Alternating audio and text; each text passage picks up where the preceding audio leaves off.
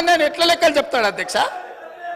అధ్యక్ష, ఇవాళ తెలంగాణ సమాజం మొన్న జరిగిన శాసనసభ ఎన్నికలలో కాళ్ళు చేతులు ఇరిసేసిండ్రు, అయినా మారకపోతే పార్లమెంట్ ఎన్నికలలో ఉరి తీసిండ్రు. గుండు సున్నా ఇచ్చినాక కూడా బుద్ధి మారకుండా ఇట్లా మాట్లాడు కరెక్ట్ కాదు అధ్యక్ష.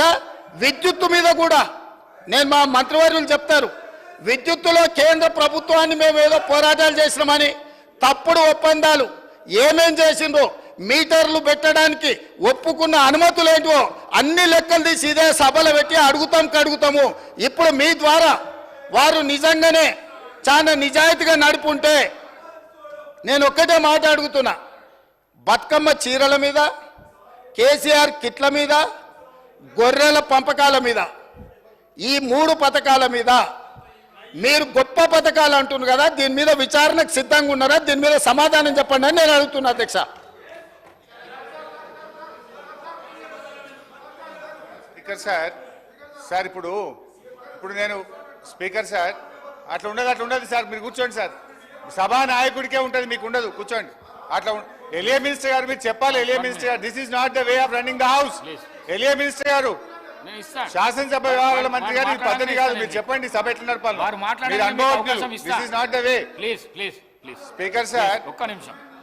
ఎలియా మినిస్టర్ గారు మీరు చెప్పాలి సార్, ఇది కరెక్ట్ కాదు సార్. ఇది మీ మెంబర్స్ మీరు కంట్రోల్ చేసుకోవాలి. హౌ ఇట్ ఈస్ కరెక్ట్, అవకాశం ఇస్తాను సార్. ఇప్పుడు గౌరవనీయులు సభానాయకుడు గారు 20 నిమిషాలు మాట్లాడింది, సంతోషం. వారికి ఈజ్ ఎట్ లిబర్టీ. ఇప్పుడు వారు నన్ను ఒక 10 ప్రశ్నలు అడిగారు. నన్ను అడిగారు. నేను I want to answer those questions. కానీ సపరేట్గా నాకు టైం ఇస్తా అంటే నేను వారికి ఆన్సర్ ఇస్తాను.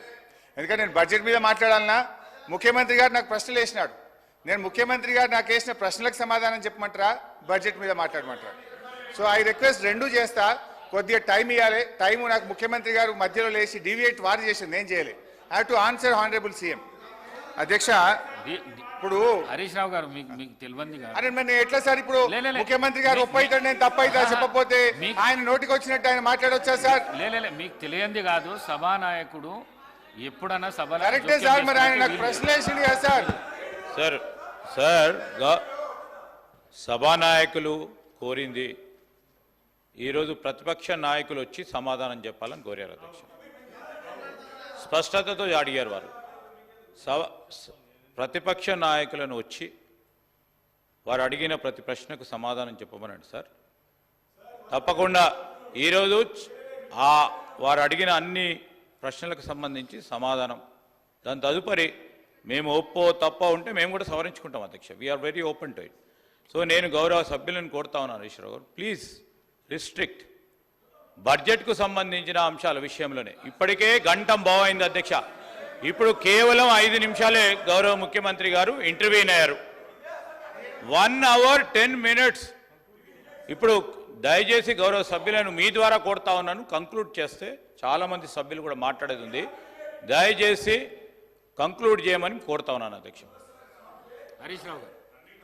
సార్ అధ్యక్ష, ఫస్ట్ ఆఫ్ ఆల్ ఓఆర్ఆర్ పైన ముఖ్యమంత్రి గారు తెగ నమ్మింది అన్నారు, which is not correct. It is only TOT. అది మళ్ళీ మనకే వస్తుంది, అది ప్రభుత్వ ఆస్తిగానే ఉంటుంది తప్ప అది రికార్డు వాళ్ళు రెక్టిఫై చేసుకోవాలి. నంబర్ 1. నంబర్ 2 అధ్యక్ష, వారు ఇంకో మంచి మాట అన్నారు, మనకు తాతలు తండ్రులు ఆభరణాలు ఆస్తులు ఇస్తారు, అది అమ్ముకుంటారా అన్నారు.